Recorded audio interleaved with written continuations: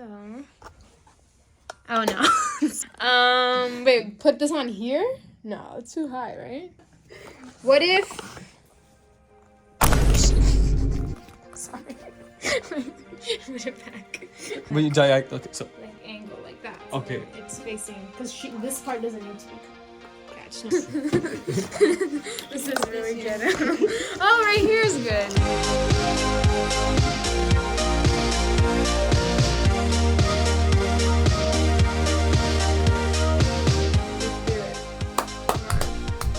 Okay.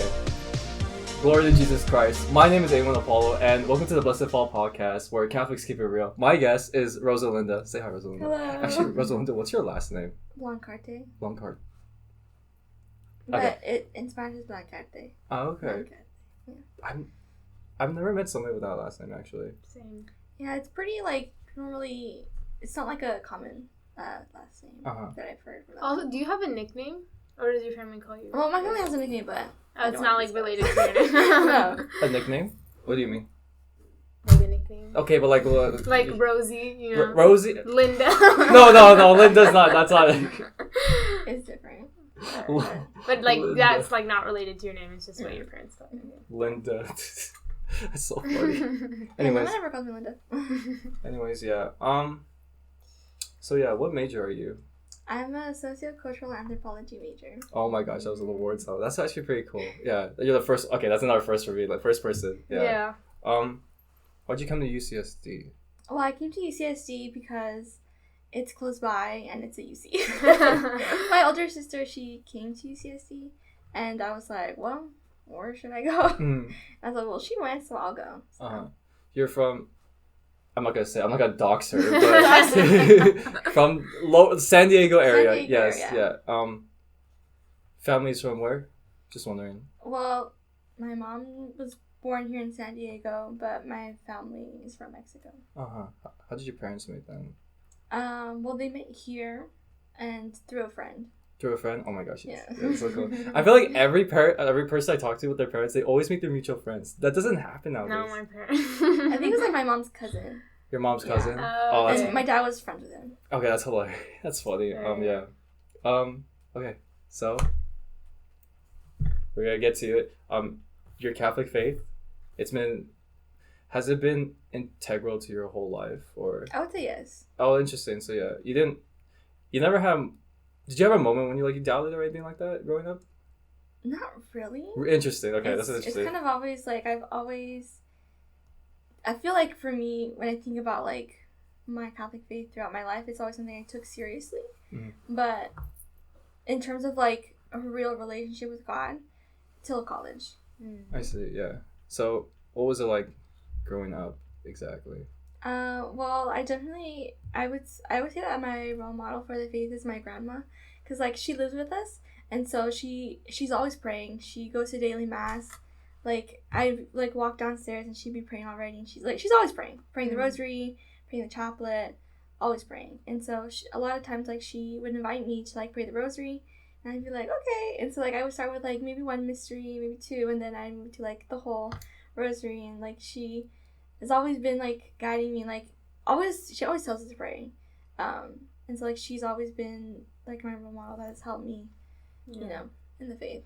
Yeah, that is so cool. Actually, did you have something like that growing up? Yeah, my grandma as well was the same. She's very very holy, and she's the one that taught me to say the rosary. Really? We love grandmas. Yeah. So okay, typical Catholic generations. Grandma's faithful. My grandma was pretty faithful. Not the most faithful, but still praying and I think she read the Bible. But what happened with your parents? Just didn't care. Oh, my parents. No, my parents parents didn't care. Yeah. My mom, she is also Catholic, and she just she has work and everything, so so she's always busy, but she's also strong in her faith and devout. And yeah, she's or she takes us to mass, and she has her morning prayers that she says with us as well. Yeah, I feel like grandmas have a lot of time. Yeah, they have a lot of time to be devout and practice. Yeah. Do you have any siblings exactly? Yeah, I have 2 sisters and a brother. Oh, so are they older than? Well, I have my older sister and my brother, whose He's the only brother, but he's older than me. Okay. And then my and little sister. Yeah, your little sister. Yeah. How? You don't have to like spice it up with their lives and spill tea, but what? How's their faith lives? I'm curious, like this family dynamic between like you guys. Yeah. Are you? Like, would you say you're the most faithful in your family? Maybe. Yeah. I mean, I told them about this podcast, but they're probably gonna watch it. Oh, okay. That's fine. That's Maybe we fine. can cut that out. Should I cut that? No, I'm not gonna cut it out. You have to expose yourself. You have to be ready for this kind of stuff. So yeah. What? Dude, like it's so Jover. Okay, but yeah. That's interesting. Growing up in the faith and you never had any doubts, nothing like that. Yeah. Not really. It's like I've never doubted God's existence, and it's kind of just like I would say I'm very grateful for that gift of faith. Mm-hmm. I think like God helped me. Well, if I didn't have that faith, it wouldn't have like. It's been very helpful throughout my life, so it's been very essential for me. So yeah, it's just something I'm really grateful for. Mm-hmm. That's curious. Yeah. Okay. You took typical Catholic kid, right? Confirmation, first communion, confirmation, right? How was that like for you? And like surround yourself with others. It was pretty good. I mean, I don't really remember much about like CCD, you know, the like first communion and everything. But I remember I was pretty happy, and then my confirmation, it was pretty nice as well. Although like, you know, so I think it might happen to like a lot of you, but like sometimes there's kids that they don't really want to be there, so it's like okay, Yeah. like, I'm the only one who cares. So Were you the only one who cared? well, no, there were some others, but I feel like, you know, most of them were just there because of their parents. So, but it was still nice to be able to go, and like my confirmation, she was really great. I really loved it. And yeah. Yeah. Do you still talk to those people or no? Did everybody? No, go? I wasn't really friends with them. They were like from other schools. Oh, interesting. Were you like the only one from your school? No, there was like a few others, but most of them were like from other schools. Oh, okay, that's fair. That's fair. Yeah. Okay. I don't think like it's so cool. Like you're like freaking like growing up in the faith. If you heard like my story, well, I'm so like my next video is like why I converted. Oh, It's cool. you're like the complete opposite. Like I'm the definition of like being very skeptical until like as recently that's the reason why I converted. So yeah. High school. How was high school life? High school life, I would say. I'm sorry. We're slowly graduating, like going towards. We're going towards your discernment. We're gonna get there. We're gonna get there. I just want to know like your Catholic journey basically, and what led you up to your decisions to discerning for becoming a nun. Sister, Cloistered sister. not cloistered. I'm so confused. Okay, you got to educate me on this we stuff. can get. Okay, Yeah, I sorry. also want to know the difference. Yeah, you gotta educate us. Okay, so yeah, like I'm just trying to like lay out the path. Okay, you go. Explain your Yeah, so journey. in high school, I would say that was like a really rocky time.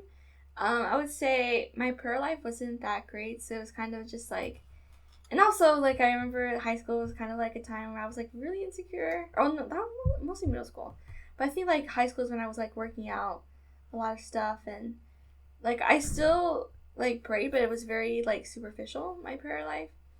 But I remember like I think it was sophomore year I was like pretty sad, kind of depressed, but not really. I mean, I wouldn't say I was depressed, but I was just kind of like, you know, struggling with a lot of stuff. And I think in high school is when I realized that like my faith wasn't as strong as it should be. Like I remember, like I don't know if I've shared this before, but like one time, it was like end of course exam, like finals. And I remember being like, praying. I was like, okay, God, like, I'm struggling with this math class. Help me to get a good grade. I remember then, like, after the test, I was like, I didn't really get that good of a grade. And so I was like, oh my gosh, God, like, what's happening? Like, I prayed and, like, I still got a bad grade. Mm-hmm. And I realized, oh my gosh, like, I view God as, like, someone who needs to, like, you know, do what I say or what, you know, something like that. And so I was like, oh my gosh, my faith is really terrible. Like, I need to do something. Like, it's not good. And so, like, I think leading to, well, you know, then in college, it was, like, also a rough patch. Well, my freshman year. Mm-hmm. But I think definitely, like, going to the, what was it called? My confirmation retreat. It was, like, a really good retreat. Because, like, I like, the week before that I went, I kind of was, like, feeling like I was going, like, in a downward spiral. And it was kind of crazy. Nothing I really had ever felt before.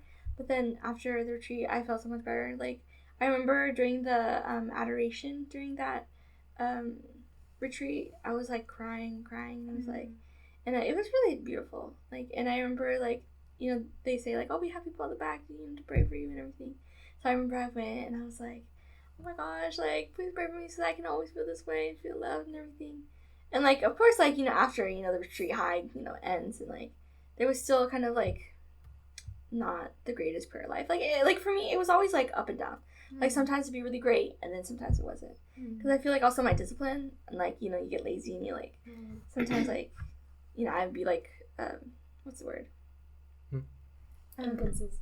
Yeah, inconsistent. Okay, yeah. And like, yeah. What did your prayer life look like during high school and leading up to college? It was mostly like just prayer in the morning, like, thank you God for this day, help me with this, like, and then, you know, Our Father, Hail Mary. Oh, that's good. Yeah. Just Our Father and Hail Mary. Yeah, and like the Lord be like after petition and thank you, and then like that'd be the same thing at night. Pray, like, you know, sometimes like when my grandma asked me like pray the rosary, so it was very superficial, but it was still there. I see. Yeah, you didn't develop praying the rosary on your own. It was always with your grandma. Yeah. Cause when I was little, I was like, it's so long. And like I still like I really want to be able to pray the rosary, but like sometimes like I do other things. Oh, okay. Yeah. I mean, it's 20 minutes, but yeah. I mean, that's why you use the Hallow app. You gotta use the Hallow app. Do you use the Hallow app? I don't actually. What is that? Like, I know it's a Catholic app, but so like, the guy's name is Alex Jones, and like he used to be a Buddhist, and he used to do meditation, and when he became Catholic, he realized there was a severe lack of like Christian like content, like an app dedicated to all the prayer stuff, and that's when he like set out to do his business with Hallow, basically, and with another partner. Anyways, my point is a daily rosary. You could do that. I mean, it's up to you, obviously. I'm not gonna force you, but you know, just I don't know why I would force you to. Yeah, pray the rosary. Like, I know you want to. Yeah, pray the rosary. Yeah. I don't know. Yeah, I agree. Like when growing up, the rosary seemed. That was loud. Yeah, the rosary seemed like a really long prayer. Like especially the way that my family did it. We did the rosary every day. Just together. You did the rosary every day? Like, it was, like, part of our family prayer. But it was so, like, we made it long, you know, because it wasn't just the decades. It was just, like, we added a bunch of whole other prayers and everything. All the petitions and everything. Yeah, and, I mean, it wasn't that long. Like, I'd say, like, 35 to 40 minutes. But it would be, like, we would do it right after we ate dinner and before we went to sleep, and I would just be so tired. Okay, yeah, so I was gonna ask, as a kid, were you, like, rowdy? I wasn't rowdy, but like sometimes I was very like I was very lazy, so like I just did not want to pray a lot of the times. I see. Okay, yeah. And I would be like, oh, did my mom forget to pray today? And like we would like start watching a movie during dinner, and then I'd be like, don't stop the movie. But yeah, like now I kind of grew into it, you know, like. I feel like the what's that saying? The family that prays together stays together is very, very true. Yo, Mary does wonders, actually. It's actually crazy. Do you watch this YouTuber called Gabby After Hours? Yeah, he loves the Virgin Mary. Do you know? No, I don't know. He's like the guy who does like like he makes like short documentaries on the saints and then people's testimonies. I think if you look up Catholic YouTube, you've seen one of his videos. Fair. Yeah. Anyways, that dude loves the rosary. Like he's like keeps on praying it. And whenever like he talks, like he has the rosary in his hand and like a picture of Mary. Yeah. Oh, okay. I wish I knew how to wrap it around, but I actually don't. So yeah. I mean, doesn't he just? It's a lot more complicated. You're able to do it, so like you can like move it's like so it's wrapped around like a bracelet, but then like the beads go around, and you're able to like literally like move it. Oh wow, that's cool. Yeah. I don't know how to do it though, but yeah. Probably have a tutorial. No, I don't think he does. He's asking tutorial. The first tutorial is like how to hold a rosary like the woman from The Conjuring. I don't. Anyway, so yeah.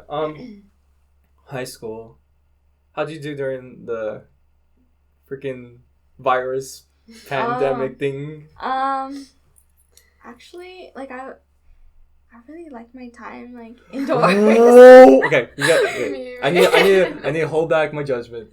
Explain why. Because like I'm a homey person. Like I love homie. Like I love being in my house. Yeah, no, I get you. And I love my room. Uh-huh. So it was like the greatest for me. Also, because like before, like I remember in AP Lit, like, we had to read this book, and I hadn't read it, and, like, we were supposed to, like, read it, and then, like, the pandemic happened, and I was like, I don't have to read it anymore. So I was like, yay, no more homework. But, like, I was just, like, I was on TikTok, all, like, and I was doing all the things, like, you know, the dalgona coffee. Yeah. Doing that with my sister. Wait, what was that? It was just like this trend of iced Like, coffee. Yeah. Oh my god. Or whipped coffee. Yeah. And so, like, I love staying at home. So it was just, like, so great for me. Mhm. Like, I know, like, so many bad things happen. And, like, it was a tough time. But, like, I liked staying in my house. Fair. Okay, yeah. Oh my I gosh. fully agree with that, actually. No, so as a kid, I used to be like that. I used to be your typical gamer boy, and then growing up. But then, as I got into college, because of COVID, I go mentally insane if I stay in my room for 8 hours. So the funny thing though is that all my hobbies are like indoor nerdy stuff. Like, you know, I love to draw and do art, and I love music. You don't really go out with music. You just stay and practice, you know. Yeah. And then homework, and then play video games. So I don't know. The reason I was like, oh, is because I feel like I'm going insane. But it's good to hear that. Do you know? You said you read a book. It was a book from AP Lit. What was the book? Just curious. I don't even remember. So I wasn't really reading Like, it. I never look back. It's fine. Yeah, it was like so many years ago. Yeah. It was so many years ago. So many years ago. It was literally 2-3 years ago. 4 years ago. 4 years It's ago. 2021. 2021. There was still that little. I guess, but like it happened 4 years ago. Oh my gosh. More Okay, than 4 years ago. fine. actually. Fine. Dude, did you know that 2016 was 4 years ago? No, it's not. Shut up. It's 8 years ago? What? That's crazy. 2016 was 4 years. I remember. Oh, it's crazy. Yeah. Okay. So early year of college, you're 2020. Oh yeah, we talked about sorry. 2021. 2022. How was it your first year?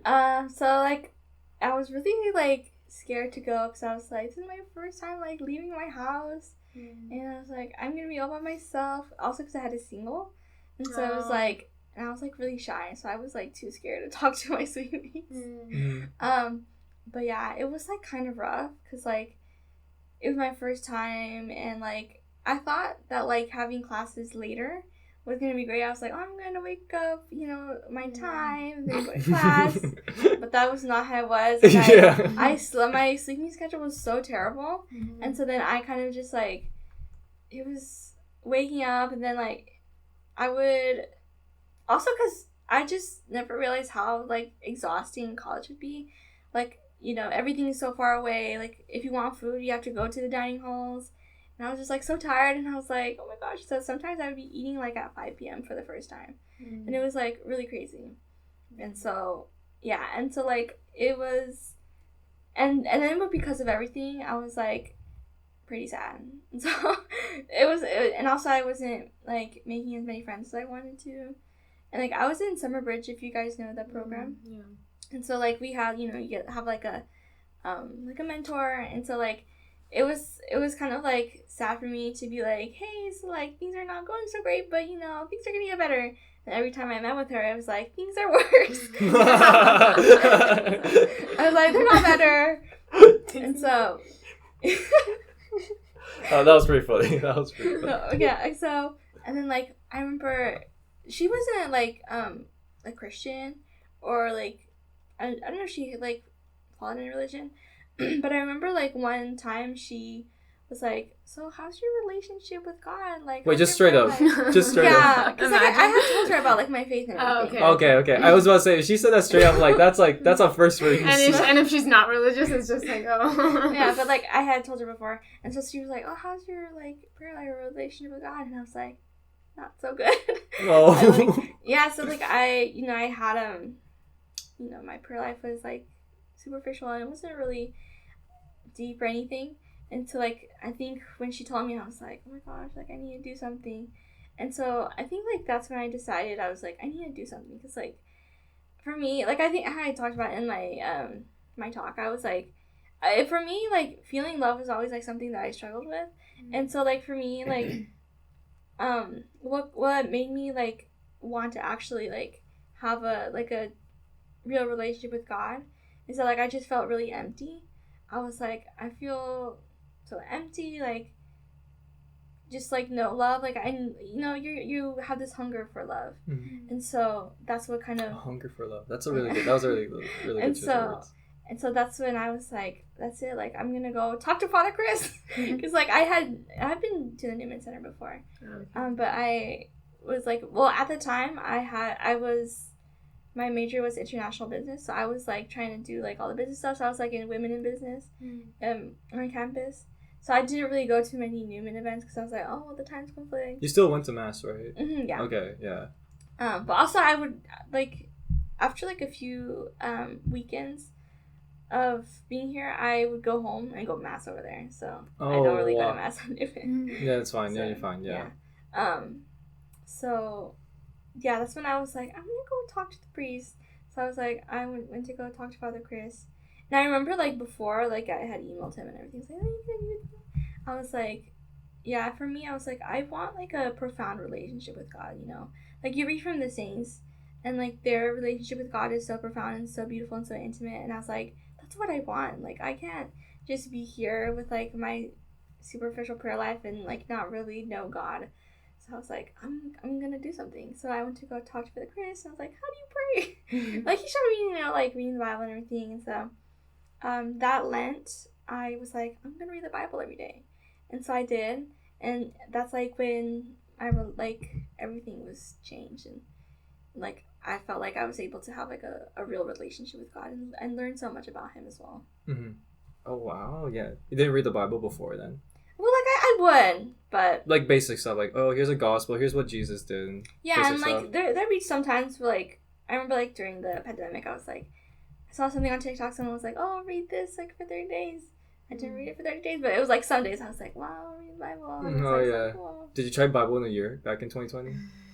Well, I think I tried. It was 2021? No way. Yeah, because I tried. I was doing so good, and then. When did you stop? June. What was June? Was June Judges or Joshua? I really forget. I think it might have been Judges, but June I just stopped. Yeah, wait, 6 months though. It's pretty good. I need to get back on it though. Yeah. I think I tried like a few days, but I was like, I'm kind of bored. Oh my! The Bible-loving Christian, me just felt I got shot. Because it was like... It's fine, you're fine. I was expecting him to talk more about it, and I was like... What do you mean talk more about it? Like after like he reads more commentary? Yeah, that's more commentary. It's only like 4 minutes after. You know what I think would be better?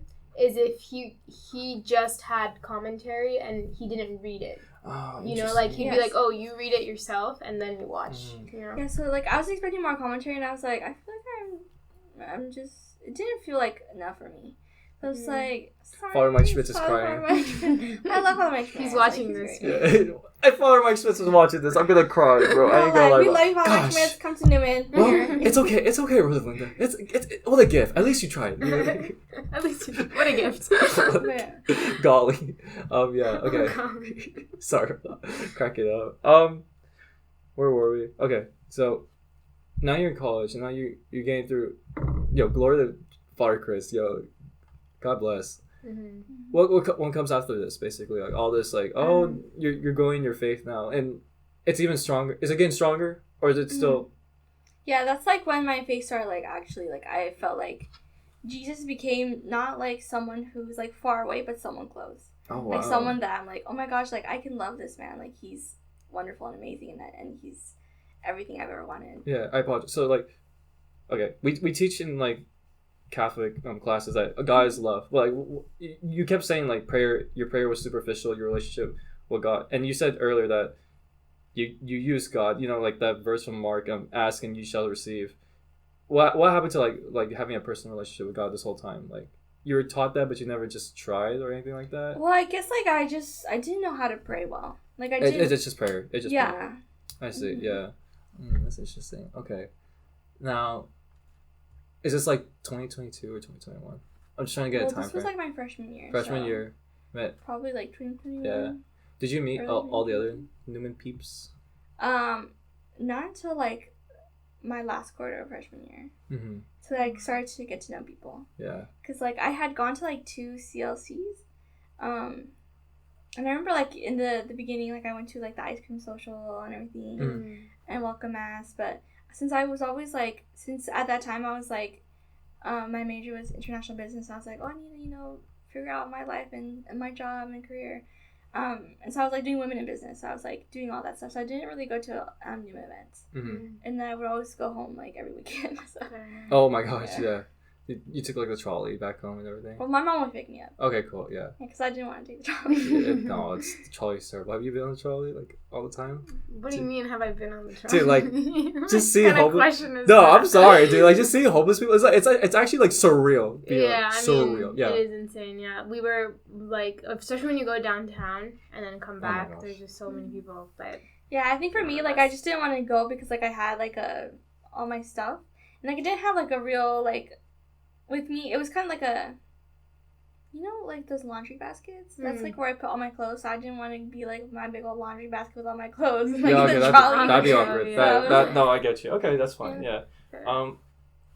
When did you start getting even more active with the faith? And eventually, okay, now we're coming to the part you want to talk about, your discernment. Yes, discernment. So, I think like, just shortly after I started my freshman year of college. That's like when I also the question of my vocation became more pressing. I guess to understand kind of like my vocation discernment, it starts in like middle school. Interesting. Yeah. So like for me, you want to join? Just so for me, like girls are just so scary. My vocation discernment started like when I read the Diary of St. Faustina. You read it that young? Yeah, so it was kind of like in parts. Okay, but it's a big book. It is actually. So it was like it took me a while to finish it. Yeah. But my grandma bought it to me for one of my birthdays, and so I started reading it, and I was like, oh my gosh, this is so good! Like, it's so wonderful. And I think when I would read the book, I was like. I saw how beautiful, like, her relationship with God was and how profound and intimate it was. And I was like, oh my gosh, I want this. And so I when I was reading the book, I was like, questioning myself. I was like, should I be a nun? And I was like, oh my gosh, I don't know. And I think, like, for a while, like, it just became more, like, there's even, like, I was looking through some old journals. And there's, like, one, like, passage that said, like, the more I read this, the more I'm convinced that I should be a nun. So it was like, it was like happening, and it was like something that was so. And I was telling my mom, I was like, "Mom, I'm gonna be a nun," and so like a while, it was like. How did your mom react to it? Well, she was just kind of like, well, I like told her, I was like, "Hey, Mom, like, how did you feel like when I told you?" And she was like, "You were always like, what if this, what if that?" So it was never like a definitive like, I'm gonna be a nun, but like, what if I became one? Mm-hmm. And so she was okay with it. She was like, it's fine, like, do what you want. And so like. But then, like, as, like, during high school when it was, like, my faith was always, like, pretty superficial, but that's when I kind of forgot about it, and I was like, never mind. Because I was, like, thinking, like, I'm going to really do that? Like, that's kind of crazy. Like, that's too radical or anything. Radical, really? Yeah, and so I was, like, so then it was, like, so then after, like, a while, when I was, like, in high school, I was, like, I'm just going to go to college, get a job, and, like, stay at my house forever. So yeah, that was the plan. But then once I got to college, and that's when like the question of my vocation, like when I truly started like having a relationship with God, the question of my vocation became more pressing, and I was wondering, I was like, oh my gosh, like I feel like I might be called, like, and so I just remember watching a bunch of vocation videos, and I just remember like some of them. I also remember the vocation panel at Newman. And so I remember, like, thinking, like, you can't discern your vocation from the bedroom. And, like, and then, like, there was also, like, I remember there was this one brother from the vocation panel. He was like, you gotta, there's different pools, like, different vocations. Like, you have to jump in. Like, you have to try. Like, you can't just, like, sit here and think about it all day. So then I contacted one of the sisters from the vocation panel. And I was like, I think I want, like, I'm discerning religious life. And so then I started talking to her. And so then I kind of started, like, with, like, discerning it more. And learning more about it. And then after a while of that, like, my grandma, she, at her church, because she goes to, like, she lives with us, but she goes to, like, a different church. but she, like, at her parish, the sisters that I'm now discerning with, the vocation director, she was like, hey, like, we're having this vocation retreat, and invite anybody who you think is, like, discerning. Mm-hmm. And so my grandma, she got, like, a flyer, and she told me, like, hey, they're having, like, a vocation retreat. Do you want to go? And I was like, okay. Yeah. And so I went, cool. and then I loved it. Well, I liked it, and so I think at that retreat, I was like, God, like, I feel like you're calling me, but I'm not sure. But then I felt like there I received clarity, and I was like, okay, I'm gonna stick with this. I'm going with it. And so then after a few months of that, I contacted the vocation director, and I was like, hey, like, I've been thinking about my vocation and the sisters for, like, all these months. Like, can I start discerning? And so then I started, like, meeting with her more, and then what's it called? Yeah, so I started meeting with her, and then, like, I had my aspiring ceremony, and so then I applied, and now I'm Wait, what's the ceremony? It's my aspiring ceremony, so it's like the year, or like 6 months to a year before you enter. Oh, okay. Where you get to, it's like you learn even more about religious life and yourself, and you also, it's kind of like that transition of, like, I'm leaving the world to enter to the religious life. So it's like, kind of entering that mindset of, like, okay, I'm gonna go. I'm leaving. So, Nice. Yeah. So, what, the vocation retreat? What did you guys do exactly? I think that was like 2 years ago. Oh, okay. I don't really remember exactly, but it was like talks, and like adoration, and like talking groups. Mm-hmm. So, yeah, just like regular. How many other people were there? There was like 6 other girls. Oh, wow. So Yeah. 7 people total. Mm-hmm. Yeah. Oh, wow. You still talk to them? No. No. Oh. Well, no. From that first time, no. Mm. I don't think so. What do you mean from that first time? Well, because, like, I also went to, like, the other one, the second retreat. Oh, and you saw them. Yeah. Okay, that makes sense. Yeah. Okay. 2 years ago. That's crazy. Yeah. So. So this was your first year that you went? First year of college? Yeah, I think it was. Well, yeah, it was like the summer after my first year of college. Mm-hmm.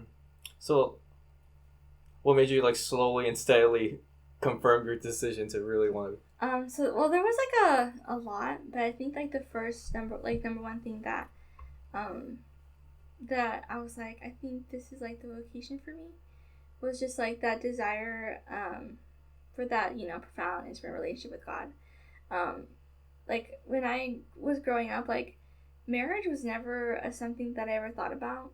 Like, I never thought about having kids. I never thought about, like, marrying some guy. And so, for me, I always thought, like, I want perfect love. Like, I don't want to be with someone that can, like, fail me or, like, that will cheat on me or anything. I was like, I want someone who's perfect, who's everything I could ever want and more. And so I was like, so for me, the only 2 options I had was, like, just single, like, just living that life, or religious life.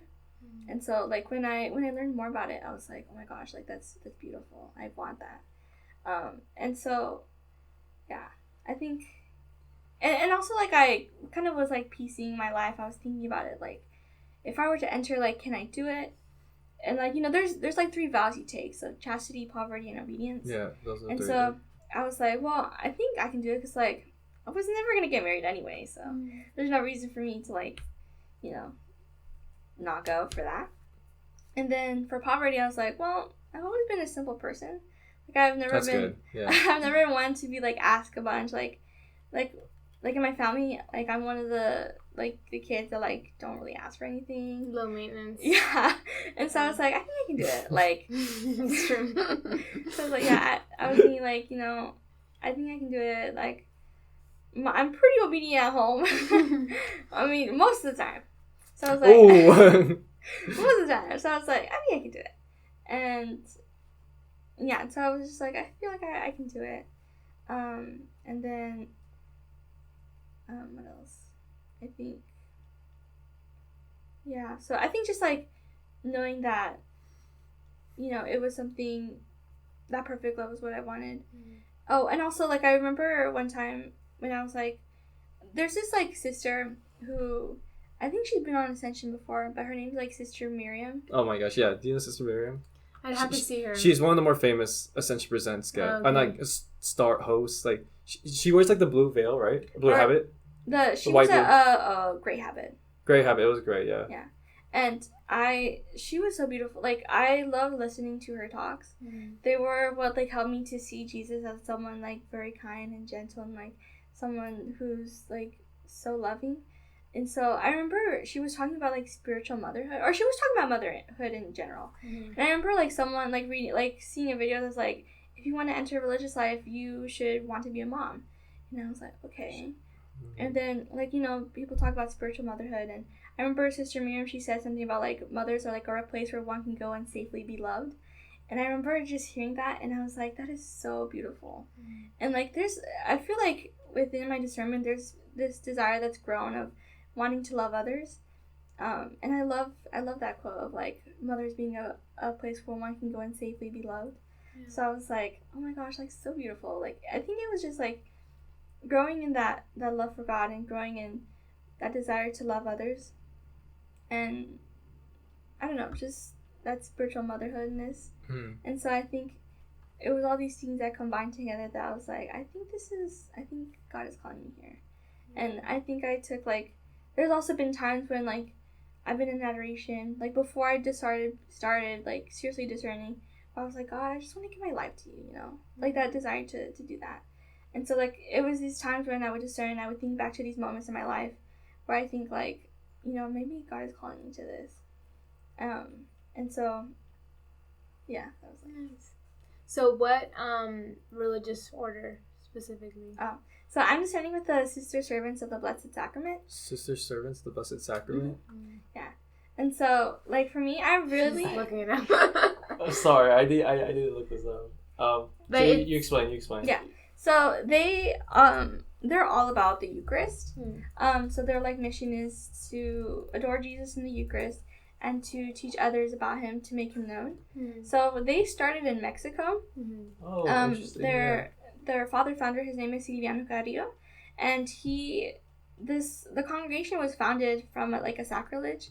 So someone had stole the ciborium with consecrated hosts in it, and so that priest, he was like, you know, like, this is really terrible, like, we need to do things for reparation. And so he would, like, people would come with, like, candles, you know, as, like, a sign of reparation. But he was inspired by the Holy Spirit, because he was like, oh, like, instead of, and, like, you know, Jesus through prayer and everything was like, I want, instead of, like, candles, like, bring me souls that are on fire of love for me. Wow, yeah. And so that's how they were founded. And so they have, what's it called?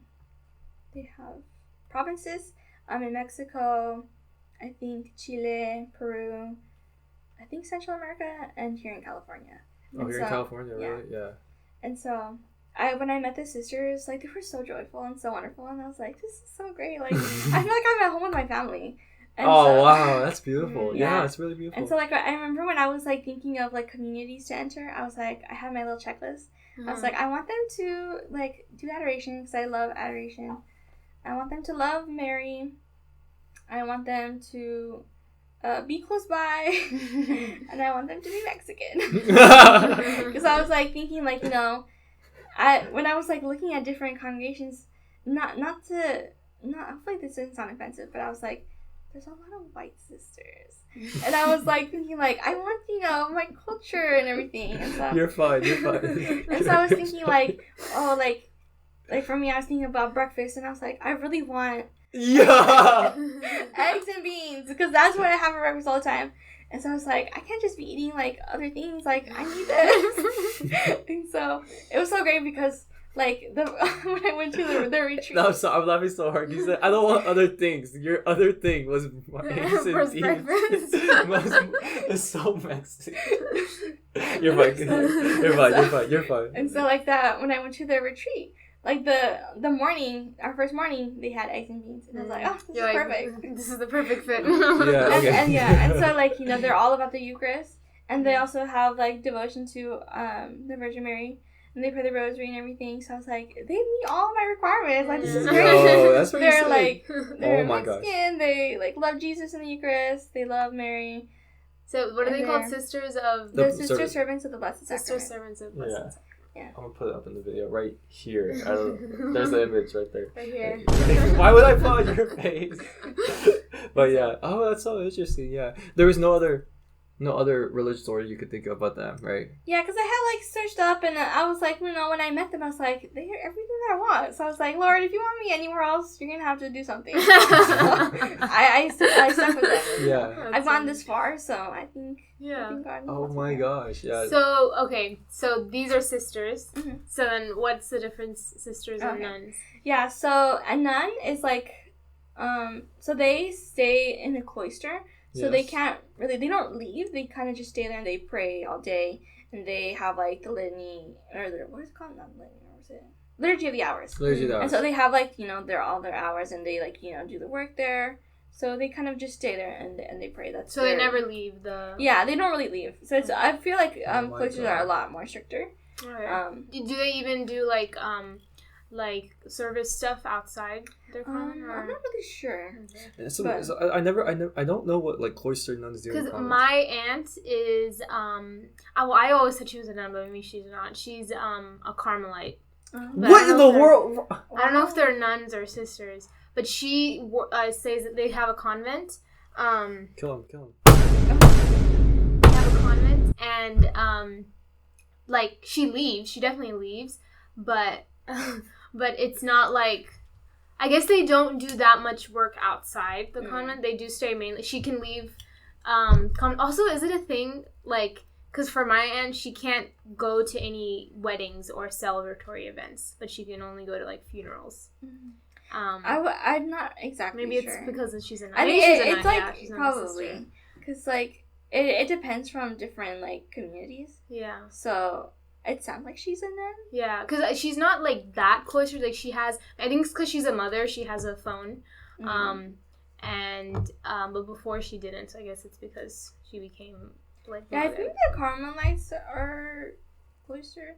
Yeah, From what I think. probably From what I've probably heard. is. Yeah. Yeah, and then like sisters, like they pray a lot as well, but they also have like different ministries. Right. Yeah. So, I think yeah. So sisters there's, have like- more of ministry work. They call it like contemplative and then active.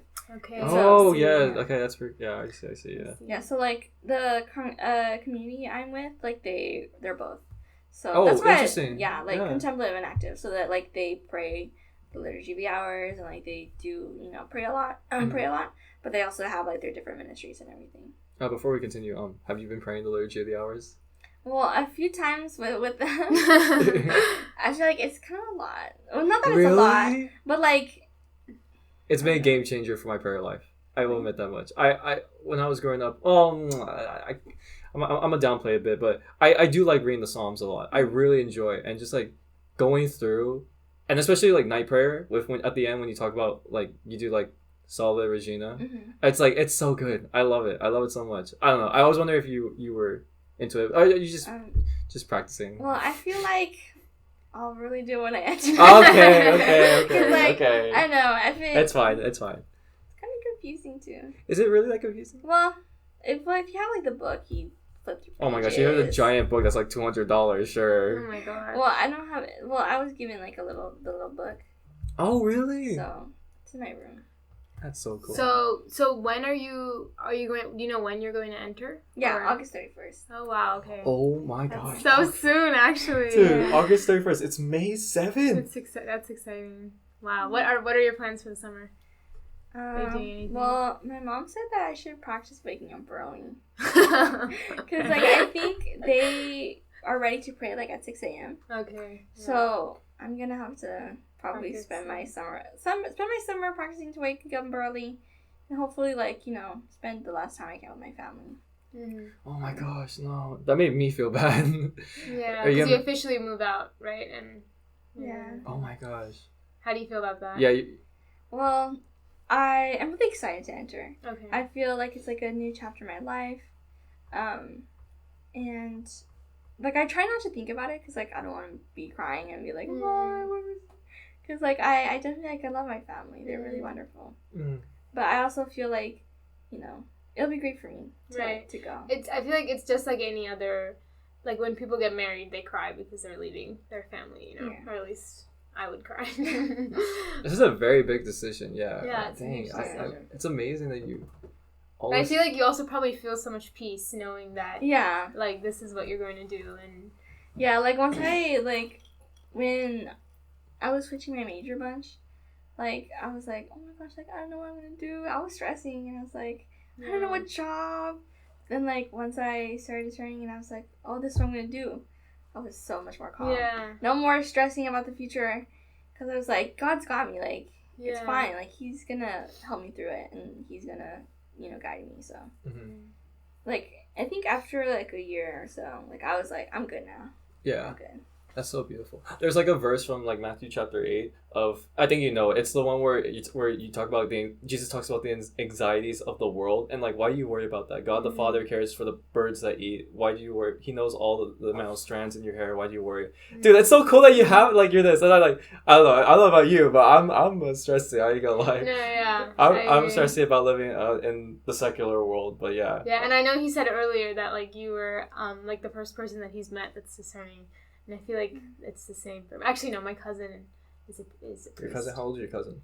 He's 2 years older than me. He's in the seminary right now. What in the world? So in India, there's this thing, like, I mean, I don't know if it's an official thing, but it's, everyone's really, like, it's nice when you have one person from each generation in your family committed to religious life.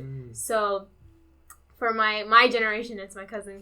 He's a priest, so that no one doesn't push anyone else, kind of. But if he didn't, everyone would be like, "Are you gonna be this? Are you gonna be that?" You know. So like, I don't know if it's gonna be carried on now because it's like everything's more modern. But in the past generations, like for example, my dad's generation, his sister became a nun. So like, and then the other sister, like, it would be weird. Like, they wouldn't want the other sister to be a nun because they already gave one daughter to Christ, you know? That's how they say it. It's like, we're giving one. And my cousin that became a priest, after he joined the seminary, they got pregnant again, and they didn't think they would because my aunt was like older. She was like 40. They got pregnant again. They were like, "Oh, we gave one child to Jesus, and he gave us another one." Wow. It was very, everyone was very happy, and yeah, but yeah, it's cool. It's very admirable. I'm very brave, I think, to choose religious life as a vocation. Yeah. But, yeah. You don't have to dox the convent, but like, where is this in Mexico? Well, in Mexico, it's in Guadalajara. Oh, okay. That's where they have their mother house. Yeah. Oh, okay. Like in the city. Okay. Yeah. Okay. Cool. This is. And in San Diego, the California one is in San Diego. Yeah. Okay, that's so cool. Yeah. Oh my gosh, I'm so excited for you. That is exciting. That is super exciting. Okay. Damn. I'm thinking it's because you are the first person. Like, do you know anyone other than like your cousins? Like, No, I don't know anyone else. I don't know anyone here. Like, I feel like in America that I've met. That's such a noble goal. Yeah. So, are you gonna still have TikTok? Yeah, I was. So my question was what's gonna happen to all the things that you do have right now? Yeah, basically. Well, I'm gonna go with just like a few things. Oh like my gosh, that's giving me anxiety already. My vocation director, she was like, "Don't bring too much or like stock up on too much because you gotta start practicing that." That poverty. Povertiness. And, like, if you need something, ask the superior. I was like, oh, my gosh. So, I think I might get a new phone. Just, like, I'm not entirely sure. But I don't know what's going to happen. Delete all your content. Like, I don't have to talk to I don't know what's going to happen to TikTok. I'm really sad because, like, that's ranking on my news. Yeah. And, like, TikTok. Okay, Google. Hey, I agree with her, I think you can find great news sources. And not just news, like, you could look up things, how to, like, information, like, how to do things, Like, from TikTok, I really learned, like, the power of storytelling. And, like, how, if you tell your story, like, you can help so many people. And it's really great. Like, it's not just, like, dancing and, like, big stuff. It's, like, so, like, deep things. Like, you learn so much about history. You learn about, like, have you ever seen, like, those dancing cats? Dancing cats? Dancing cats that tell history? No. What? There's, like... So, that's an original but actually people with their think pieces and everything. You learn so much about people's perspectives. And you're like, oh, that, like, it makes sense. Even, like, those 60-second videos, which is, like... Well, now they're, like, long. No, then you can do, like, 10 minutes, no? Yeah, 10 minutes. It's ridiculous. Okay, but I don't know. Sorry, I gotta be the contrarian here. my brain has rotted. No, from yeah, TikTok. I mean, it's definitely. I no, I get what you mean. I actually, when there's wholesome, good TikToks, they're actually really good. But the vast majority of them, I mean, it's just like anything else. If you consume too much media, then it's not good for you. Yeah. 100%. But it can be used as a resource. I think. Also, it is bad that the companies care more about like the algorithm and your data. So like, Yeah. so Oh yeah, probably will be banned. You don't even have to worry about it. oh, yeah, that too. No, but I'm saying like the fact that it caters to your specific needs, it's just there to hook you. You know, so I'm like, I don't Fair, know. yeah, I guess. You rolled your eyes. I think them catering to me is like, you know, You're such a queen. Look at you. No, my bad. no. I'm like sorry. they're being hospitable, you know. Oh, like, my bad. They're showing me the videos that I would want to see. Yeah. It's not everyone's thing. I get it. Oh my gosh, yes. But yeah, good luck with that if you're gonna like dude. cold cut it, you know. Yeah, I mean, I think I could. Yeah, It's I just think I think everyone can, because for me, I always try to do it during Lent, and then I always use it less after Lent. Like it's not as, you know. No, I see my screen time, my usage is increasing like by like 5%. You should also put a limit on it, like a time limit. No, that doesn't work. It doesn't work. You have to 15 more minutes. So, no, ignore limit for today. I do that all the time. You have to give the passcode to someone else. Yeah. You actually have to. It's true, yeah. You should give it to like someone like Trini. Ew, why are you touching Oh! It does fly. Smushed it I even forgot. more. I'm sorry. Oh my god, I'm sorry. I forgot that was the insect. I thought that was just a dust particle. That was Oh my gross. God. He was like rubbing it back and forth. I thought that was a dust particle. I'm sorry. That was. This has been so much fun. It is 10:32. Do you have anything else you want to talk about? We're at 50 minutes right now. Oh, we're doing good. Yeah, we're 50 minutes. Yeah. Let me see. Well, to anybody watching, any women, Plug. don't be scared. Don't be scared. I'd be say, you know, I feel like a lot of women are called but don't ever respond. I think, you know, people, especially like with my experience, like discerning religious life has been one of like the most difficult things I've ever had to do, but also the most beautiful. And so I would say if anyone who's discerning, even like priesthood or like any religious vocation, to have courage, you know, like don't be scared, you know, because like God will help you and guide you, and like it's worth it, you know. So you know, I'm like, I think I remember like St. John Bosco, he was saying, because he was like a teacher and he had like schools, and he would say like about like a third of his kids, you know, they would have a religious vocation. So I'm sure here at Newman there has to be more. There has to be more. Yeah. So like, you know, if anyone ever feels a call, you know, don't ignore it and like dive deep into it, you know. You know, like God will, you know, God gives you desires that he will fulfill. Yeah. So, you know, don't be scared and, you know, have courage. Okay, before we end, it's so cool. Like, how could? Oh my gosh, it's so cool. I love it. I find it really cool. Yeah, I have a lot of respect for you for the fact that you're doing it. Because you know, surrounded like by our secular world, like the idea of joining a religious order is just not even like an idea. But like how you said, it's so radical now. Yeah, you know? the fact that it is radical, but like back in the day, well, was it true back in the day that some people at least? No, right? I don't think it was. I think it was more normal. More normal. Like it wasn't as radical in the past. But yeah, At least maybe I don't know about here. But yeah. Before we end, I was just gonna mention like, dude, I'm telling you, like, you know, like every saint like in existence. I swear, like, so I tell you at Search Retreat, like, you just like got a saint. I was like, oh my gosh, that saint said that. That's crazy. I don't know. Do you like love living up to like looking up to the saints? Sorry, I said living up. Do you love looking up to the saints and just like understanding the story and stuff like that? Well, yeah, I mean, I don't know all the saints, but I just know. I think you do actually. I just know like a good few. Like, who's your favorite? well, I would Or do say. you have a favorite? Is it Teresa? Well, I would. Sula, there it is. I would say Saint Faustina and Saint Therese. Oh, okay. They're my girls. Yeah. Like, Oh, Therese. Okay. Therese, okay. yeah, like Therese, they're that was slow. That Therese?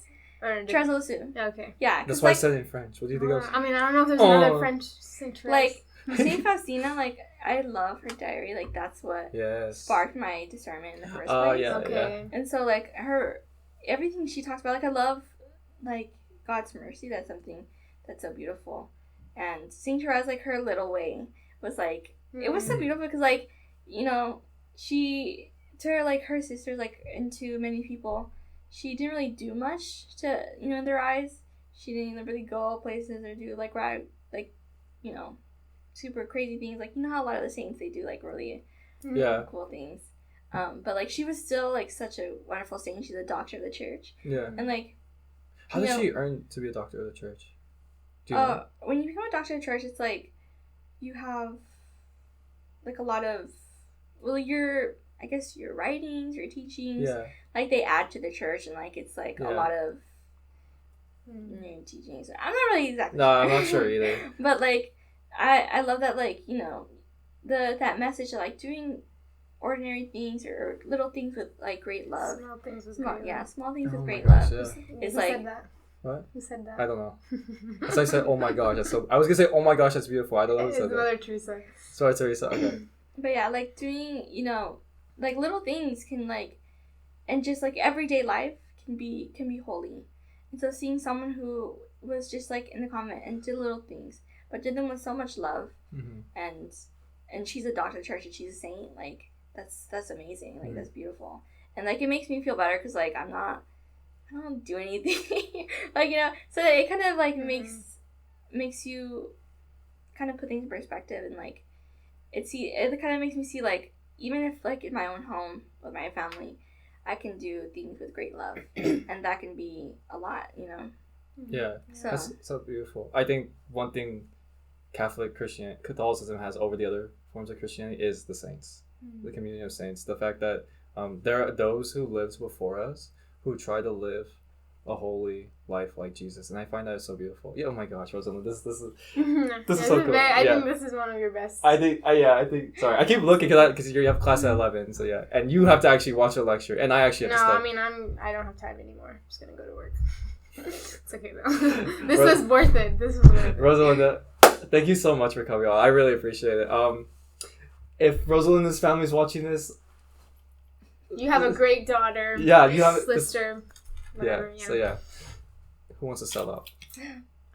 I can do it. Yeah. Yeah. Like and subscribe. Comment down below your favorite saint. Yeah. And Finn, don't clown on me for not knowing what a tongue is. What a tongue is. I Wait, that was misspoke. me, actually. I misspoke. It was so funny. No, but I stuttered. That's why I said. Did you know what a tongue was? No, okay. So let me Did you hear about this? explain myself. I stuttered. Okay. So what I did was wrong. What I thought was wrong. Okay. What I did was wrong. I thought the Oh the yeah. uvula. I thought the uvula was the tonsils, and I thought the tonsils was the uvula. Oh, not the tongue. No. But then I said tongue. Yeah, instead of tongue. Yeah, and then that's Finn, better. That's better. and then Finn. Of course, I know the. It was so funny. He was like, "I'm not a biologist. What is a tongue?" Oh my god. Bye, guys. Bye. Okay. We're done. That was so good.